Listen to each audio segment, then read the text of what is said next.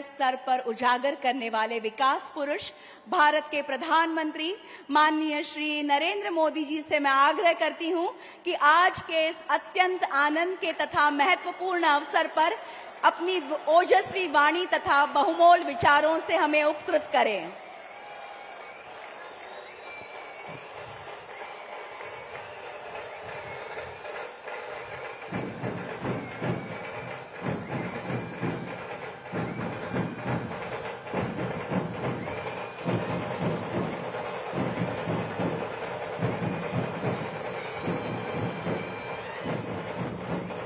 भारत माता की, भारत माता की।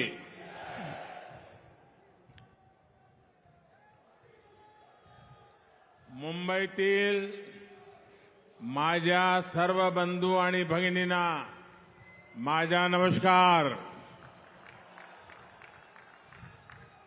महाराष्ट्र के राज्यपाल श्रीमान भगत सिंह कोश्यारी जी, मुख्यमंत्री श्रीमान एकनाथ शिंदे जी, उप मुख्यमंत्री श्रीमान देवेंद्र फडणवीस जी, केंद्रीय मंत्रिमंडल के मेरे सहयोगीगण, विधानसभा स्पीकर श्री राहुल नार्वेकर जी, महाराष्ट्र सरकार के सभी अन्य मंत्रीगण, सांसद और विधायकगण और विशाल संख्या में पधारे आए हुए मेरे प्यारे भाई और बहनों,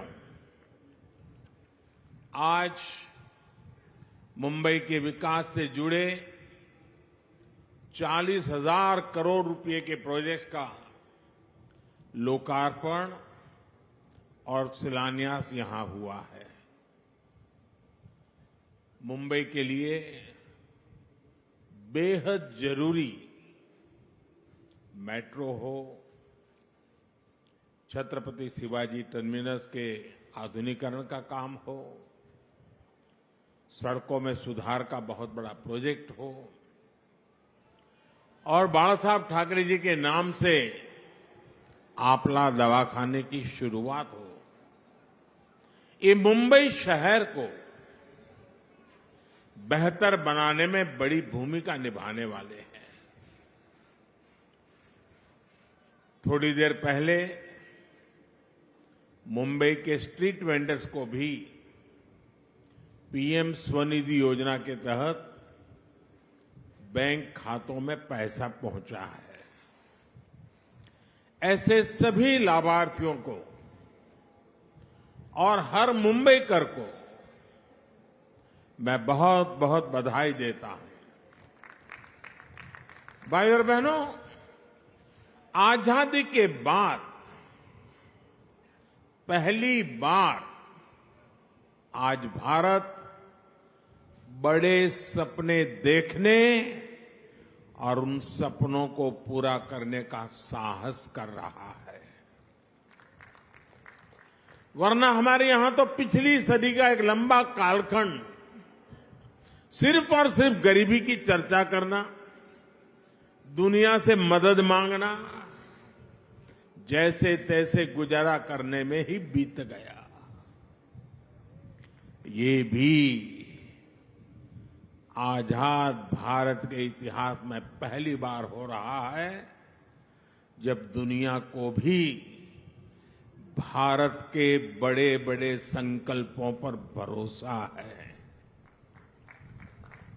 इसलिए आजादी के अमृत काल में विकसित भारत के निर्माण की जितनी उत्सुकता भारतीयों को है, उतना ही आशावाद दुनिया में भी दिख रहा है। और अभी शिंदे जी दावोस का अपना अनुभव वर्णन कर रहे थे। ये सब जगह पे यही अनुभव आ रहा है। भारत को लेकर दुनिया में इतनी पॉजिटिविटी इसलिए है क्योंकि आज सबको लगता है कि भारत अपने सामर्थ्य का बहुत ही उत्तम तरीके से सदुपयोग कर रहा है। आज हर किसी को लग रहा है कि भारत वो कर रहा है जो तेज विकास के लिए, समृद्धि के लिए बहुत आवश्यक है।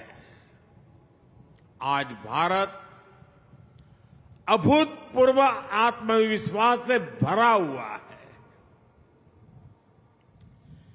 छत्रपति शिवाजी महाराज की प्रेरणा से स्वराज और सुराज की भावना आज के हिंदुस्तान में डबल इंजन सरकार में प्रबल रूप से प्रकट होती है। भाई और बहनों, हमने वो समय देखा है जब गरीब के कल्याण के पैसे घोटालों की भेंट चढ़ जाते थे। टैक्स पेयर से मिले टैक्स को लेकर संवेदनशीलता का नामो निशान नहीं था। इसका नुकसान करोड़ों करोड़ों देशवासियों को उठाना पड़ा। बीते 8 वर्षों में हमने इस अप्रोच को बदला है। आज भारत फ्यूचरिस्टिक सोच और मॉडर्न अप्रोच के साथ अपने फिजिकल और सोशल इंफ्रास्ट्रक्चर पर खर्च कर रहा है। आज देश में एक तरफ घर, टॉयलेट, बिजली, पानी, कुकिंग गैस, मुफ्त इलाज, medical college, AIIMS, IIT, IIM जैसी सुविधाओं का तेज गति से निर्माण हो रहा है। वहीं दूसरी तरफ आधुनिक कनेक्टिविटी पर भी उतना ही जोर है। जिस प्रकार के आधुनिक इंफ्रास्ट्रक्चर की कभी कल्पना होती थी, आज वैसा इंफ्रास्ट्रक्चर देश में बन रहा है। यानी देश में आज की जरूरत और भविष्य में समृद्धि की संभावनाओं दोनों पर एक साथ काम चल रहा है। दुनिया की बड़ी बड़ी अर्थव्यवस्थाएं आज बेहाल है, लेकिन ऐसे मुश्किल समय में भी भारत 80 करोड़ से अधिक देशवासियों को मुफ्त राशन देकर के कभी भी उनके घर का चूल्हा बुझने नहीं देता है। ऐसे माहौल में भी भारत इंफ्रास्ट्रक्चर के निर्माण पर अभूतपूर्व निवेश कर रहा है। ये आज के भारत की प्रतिबद्धता को दिखाता है। विकसित भारत के हमारे संकल्प का प्रतिबिंब है। भाइयों और बहनों, विकसित भारत के निर्माण में हमारे शहरों की भूमिका सबसे अहम है। इसमें भी अगर हम महाराष्ट्र की बात करें तो आने वाले 25 वर्षों में राज्य के अनेक शहर भारत की ग्रोथ को गति देने वाले हैं। इसलिए मुंबई को भविष्य के लिए भी तैयार करना ये डबल इंजन सरकार की प्राथमिकता है। हमारी ये प्रतिबद्धता मुंबई में मेट्रो नेटवर्क के विस्तार में भी दिखती है। 2014 तक मुंबई में सिर्फ 10-11 किलोमीटर तक मेट्रो चलती थी। जैसे ही आपने डबल इंजन सरकार बनाई, वैसे ही इसका तेजी से विस्तार हुआ है। कुछ समय के लिए काम धीमा जरूर हुआ, लेकिन शिंदे जी और देवेंद्र जी की जोड़ी के आते ही अब फिर तेजी से काम होने लगा है। मुंबई में 300 किलोमीटर के नेटवर्क की तरफ हम तेज गति से आगे बढ़ रहे हैं।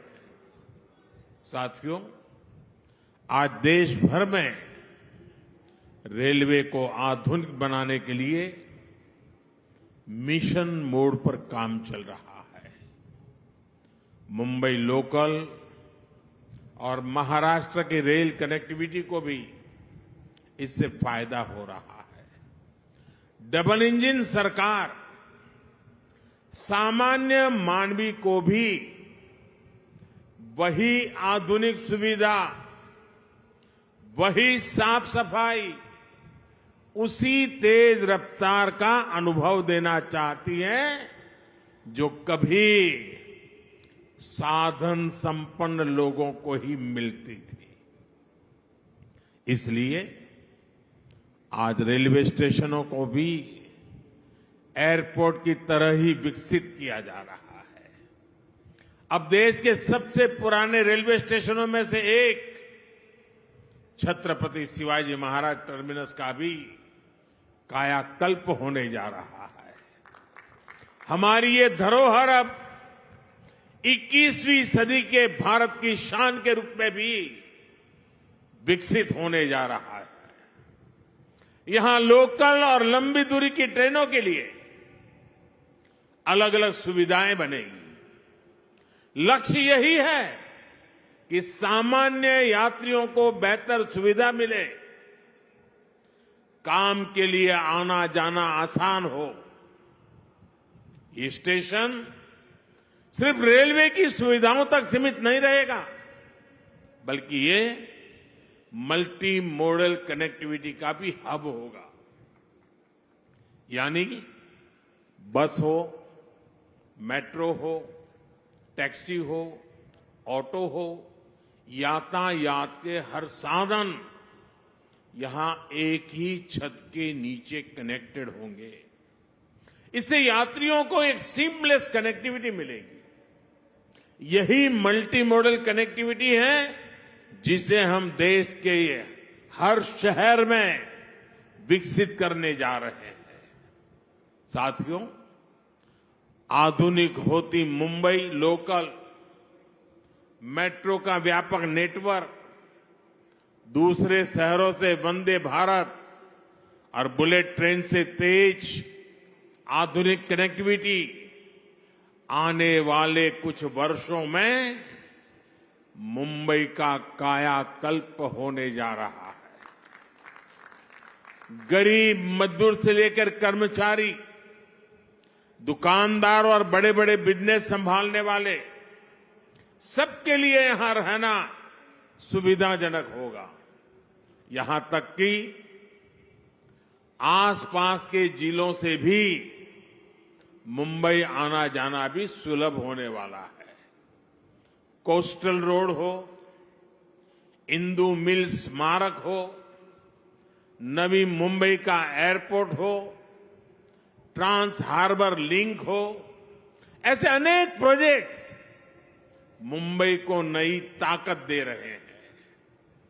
धारावी पुनर्विकास, पुरानी चाल का विकास, सब कुछ अब ट्रैक पर आ रहा है और मैं इसके लिए शिंदे जी और देवेंद्र जी को बधाई देता हूं। मुंबई की सड़कों को सुधारने के लिए भी आज बहुत बड़े स्तर पर जो काम शुरू हुआ है, ये भी डबल इंजन सरकार की प्रतिबद्धता को दिखाता है। भाई और बहनों, आज हम देश के शहरों के कंप्लीट ट्रांसफॉर्मेशन पर काम कर रहे हैं। प्रदूषण से लेकर स्वच्छता तक शहरों की हर समस्या का समाधान ढूंढा जा रहा है। इसलिए हम इलेक्ट्रिक मोबिलिटी पर इतना बल दे रहे हैं, इसके लिए इंफ्रास्ट्रक्चर तैयार कर रहे हैं।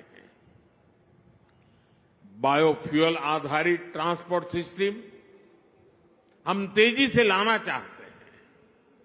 हाइड्रोजन फ्यूल से जुड़े ट्रांसपोर्ट सिस्टम के लिए भी देश में मिशन मोड पर काम चल रहा है।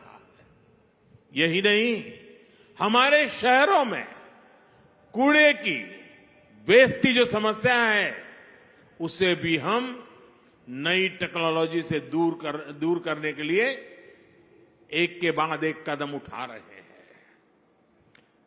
वेस्ट टू वेल्थ का बहुत बड़ा अभियान देश में चल रहा है।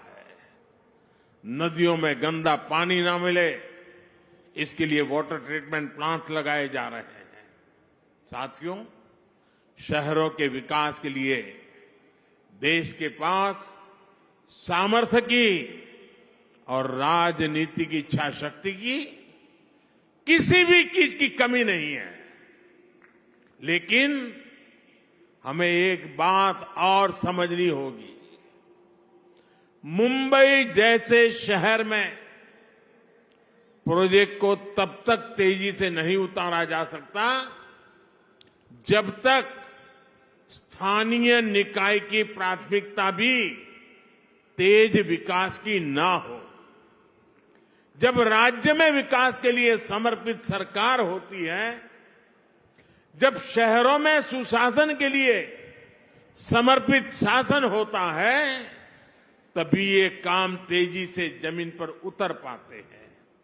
इसलिए मुंबई के विकास में स्थानीय निकाय की भूमिका बहुत बड़ी है। मुंबई के विकास के लिए बजट की कोई कमी नहीं है। बस मुंबई के हक का पैसा सही जगह पे लगना चाहिए। अगर वो भ्रष्टाचार में लगेगा, पैसा बैंकों की तिजोरी में बंद पड़ा रहेगा, विकास के काम को रोकने की प्रवृत्ति होगी, तो फिर मुंबई का भविष्य उज्जवल कैसे होगा? मुंबई के लोग, यहां के सामान्य जन परेशानियां झेलते रहे, ये शहर विकास के लिए तरसता रहे। ये स्थिति 21वीं सदी के भारत में कभी भी स्वीकार्य नहीं हो सकती है और शिवाजी महाराज के महाराष्ट्र में तो कभी नहीं हो सकती है। मैं मुंबई के लोगों की हर परेशानी को समझते हुए बहुत बड़ी जिम्मेवारी के साथ इस बात को रख रहा हूं। भाजपा की सरकार हो, एनडीए की सरकार हो, कभी विकास के आगे राजनीति को नहीं आने देती। विकास हमारे लिए सबसे बड़ी प्राथमिकता है। अपने राजनीतिक स्वार्थ की सिद्धि के लिए भाजपा और एनडीए की सरकारें कभी विकास के कार्यों पर ब्रेक नहीं लगाती। लेकिन हमने पहले के समय मुंबई में ऐसा होते बार बार देखा है। पीएम स्वनिधि योजना भी इसका एक उदाहरण है। हमारे शहरों में रेहड़ी वाले, पटरी वाले, ठेले वाले, ये काम करने वाले साथी जो शहर की अर्थव्यवस्था का अहम हिस्सा है, उनके लिए हमने पहली बार योजना चलाई। हमने इन छोटे व्यापारियों के लिए बैंकों से सस्ता और बिना गारंटी का ऋण निश्चित किया। देश भर में लगभग 35 लाख रेहड़ी पटरी वालों को इसका लाभ मिल चुका है। इसके तहत महाराष्ट्र में भी 5 लाख साथियों को ऋण स्वीकृत हो चुके हैं। आज भी 1 लाख से अधिक साथियों के बैंक खाते में सीधे पैसे जमा हो गए हैं। ये काम बहुत पहले होना चाहिए था, लेकिन बीच के कुछ समय में डबल इंजन की सरकार ना होने के कारण हर काम में अड़ंगे डाले गए, रुकावटें पैदा की गई, जिसका नुकसान इन सभी लाभार्थियों को उठाना पड़ा। ऐसा फिर ना हो, इसलिए जरूरी है कि दिल्ली से लेकर महाराष्ट्र और मुंबई तक सबका प्रयास लगे, बेहतर तालमेल वाली व्यवस्था बने। साथियों, हमें याद रखना है कि स्वनिधि योजना सिर्फ लोन देने की योजना भर नहीं है, बल्कि ये रेहड़ी पटरी और ठेले वाले हमारे साथियों का आर्थिक सामर्थ्य बढ़ाने का अभियान है। ये स्वनिधि स्वाभिमान की जड़ी बूटी है। मुझे बताया गया है कि स्वनिधि के लाभार्थियों को डिजिटल लेन देन की ट्रेनिंग के लिए मुंबई में 325 कैंप लगाए गए, जिसके चलते हमारे रेहड़ी पटरी वाले हजारों साथी डिजिटल लेन देन शुरू कर चुके हैं। ये सुनकर अनेक लोग चौंक जाएंगे कि इतने कम समय में देश भर में स्वनिधि योजना के लाभार्थियों ने करीब 50,000 करोड़ रुपए का डिजिटल ट्रांजैक्शन किया है। जिनको हम अनपढ़ मानते हैं, जिनको हम लोग किसी भी भाषा में अपमानित करते रहते हैं, उन मेरे छोटे छोटे साथियों ने जो आज मेरे सामने बैठे हैं, ये रेहड़ी पटरी वालों ने ऑनलाइन मोबाइल से 50,000 करोड़ रुपए का काम किया है। और उनका ये पराक्रम, उनका परिवर्तन का ये मार्ग निराशावादियों के लिए बहुत बड़ा जवाब है, जो कहते थे कि रेहड़ी ठेले पर डिजिटल पेमेंट कैसे होगी। डिजिटल इंडिया की सफलता इस बात का उदाहरण है कि जब सबका प्रयास लगता है तो असंभव कुछ भी नहीं होता है। सबका प्रयास की इसी भावना से हम मिलकर मुंबई को विकास की नई ऊंचाई पर ले जाएंगे। और मैं मेरे रेहड़ी पटरी वाले भाइयों से मैं कहना चाहता हूं, आप मेरे साथ चलिए। आप 10 कदम चलेंगे तो मैं 11 कदम चलूंगा आपके लिए।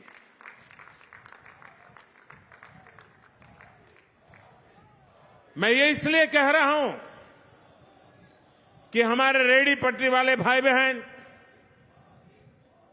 साहूकार के पास पैसे ब्याज लेने के लिए जाते थे। दिन भर व्यापार करने के लिए उसको 1,000 रुपए की जरूरत है, वो देने से पहले ही 100 काट लेता था, 900 देता था। और शाम को जाकर के अगर 1,000 वापिस नहीं लौटाए तो उसको दूसरे दिन पैसे नहीं मिलते थे। और कभी अगर अपना माल नहीं बिका, 1,000 रुपया नहीं दे पाया तो ब्याज बढ़ जाता था। रात को बच्चे भूखे सोते थे। इन सब मुसीबतों से आपको बचाने के लिए स्वनिधि योजना है। और साथियों, जितना ज्यादा आप डिजिटल उपयोग करोगे, थोक में लेने जाओगे, उसको भी डिजिटल पेमेंट करो। जहां पर बेचते हो वहां भी लोगों को कहो भाई डिजिटल पेमेंट करो, तो स्थिति ये आएगी कि आपको ब्याज का एक नया पैसा नहीं लगेगा। आप कल्पना कर सकते हैं कि आपके कितने पैसे बचेंगे। आपके बच्चों की शिक्षा के लिए, आपके बच्चों के भविष्य के लिए कितना बड़ा काम होने वाला है। इसलिए मैं कहता हूं साथियों, मैं आपके साथ खड़ा हूं। आप 10 कदम चले, मैं 11 चलने के लिए तैयार हूं, वादा करने आया हूं। आपके उज्जवल भविष्य के लिए मैं आज आपसे आंख में आंख मिला करके ये वादा करने मुंबई की धरती पे आया हूं साथियों। और मुझे भरोसा है कि इन छोटे छोटे लोगों के पुरुषार्थ और परिश्रम से देश नई ऊंचाइयों को पार करके रहेगा। इसी विश्वास को लेकर के जब मैं आज फिर एक बार आपके पास आया हूं, मैं सभी लाभार्थियों को, सभी मुंबईकरों को, पूरे महाराष्ट्र को, और मुंबई तो देश के धड़कन है, पूरे देशवासियों को भी मैं इस विकास कार्यों के लिए बधाई देता हूं। शिंदे जी और देवेंद्र जी की जोड़ी आपके सपनों को साकार करेगी, ये मेरा पूरा विश्वास है। बोलो भारत माता की, भारत माता की। बहुत बहुत धन्यवाद। आपका संबोधन सौगात के रूप में बरकरार हो रहेगा। मैं दिल की गहराइयों से आपका आभार ज्ञापित करती हूं। धन्यवाद।